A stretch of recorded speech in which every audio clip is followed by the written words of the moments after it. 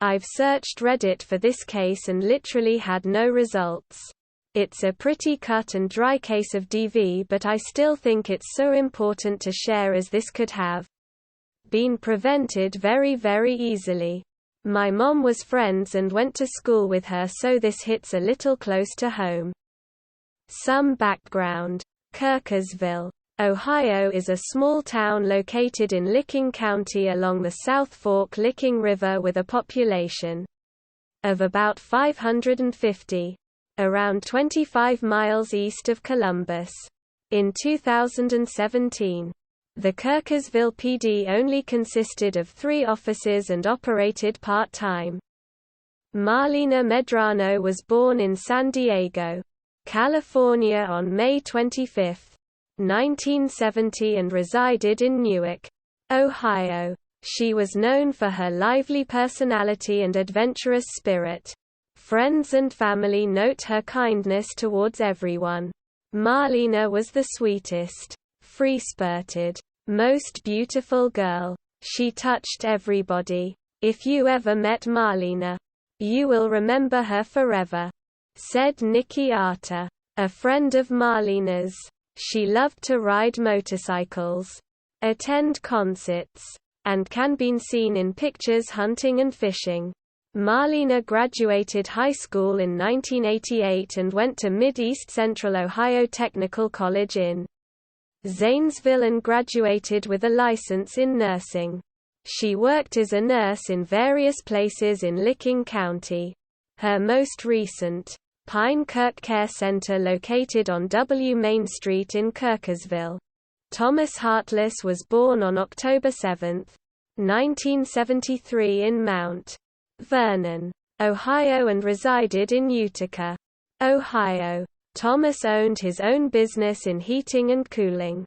Like Marlena, he shared an interest in motorcycles, fishing, and hunting, but also enjoyed working on cars. He was part of the Newark, Ohio motorcycle group, Newark Eagles. Thomas was said to be serially abusive to those close to him, especially women. The Columbus Dispatch painted him as a man who was violent with any woman he came in contact with. In July 2008, Hartless was charged with kidnapping, abduction, aggravated menacing and domestic violence when he kidnapped his ex-girlfriend. She wanted to end the relationship because of the abuse she was experiencing, and when she told Hartless, he drove himself and her to a wooded area, beat her and duct taped her hands and feet. The kidnapping and DV charges were dropped due to a plea deal. Hartless served 8 months. Abuse.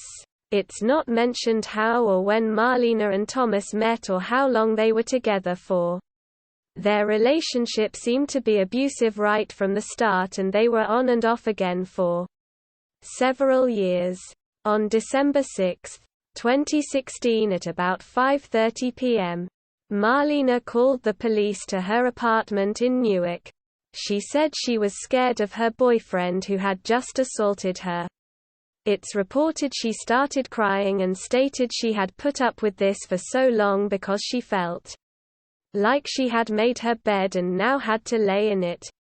Marlena also mentions that same night that when Hartless left her home, he was bearing a handgun that he was not legally allowed to possess at the time. Another time in December, Marlena told the police Hartless had threatened to murder her and bury her in a grave he had already dug for her. That night, Hartless drove himself and Marlena out Senior 79 North past the Wooden Nickel Tavern, about 35 minutes outside of Newark. Hartless stopped somewhere. He then beat her and showed her the hole he had mentioned that he had already dug for her. Hartless told Marlena he would put her in it if she didn't stay with him. He reportedly threatened to hunt down and kill Marlena if they weren't together.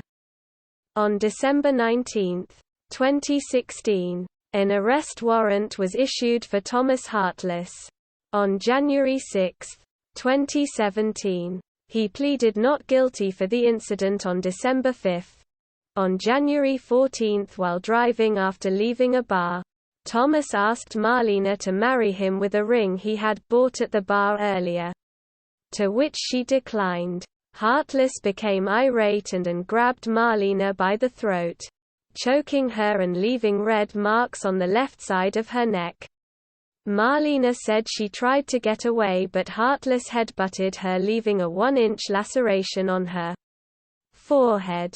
She then took off running but Thomas tackled her and began punching her face and head about 6 times, and threatened to kill her if she called the police.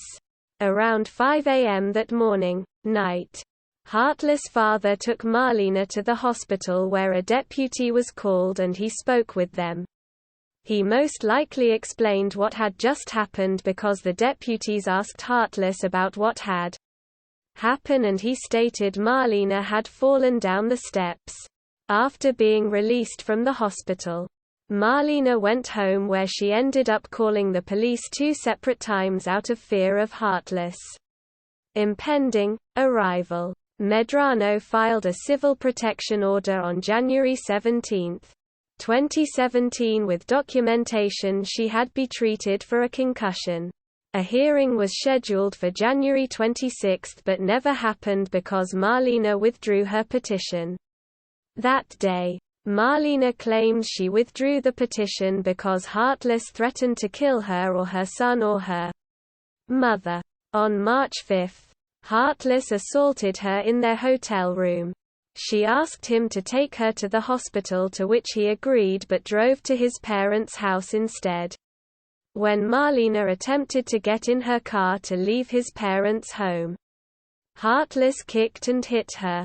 She started running and Heartless followed her with his car and tried to run her over, driving over a curb into a neighbor's yard. A neighbor let her inside just in time and they think had they not been home, she and their house would have been hit.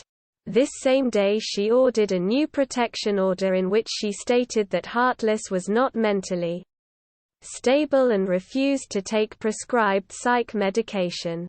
She mentioned that he also stalked, called and treated to kill her and himself at the same time. On March 21, Marlena again withdraws the civil protection order with reasoning being desire to speak with Tom. March 23, Heartless pleaded guilty to domestic violence charges from the 3 assaults and was sentenced to 90 days in jail.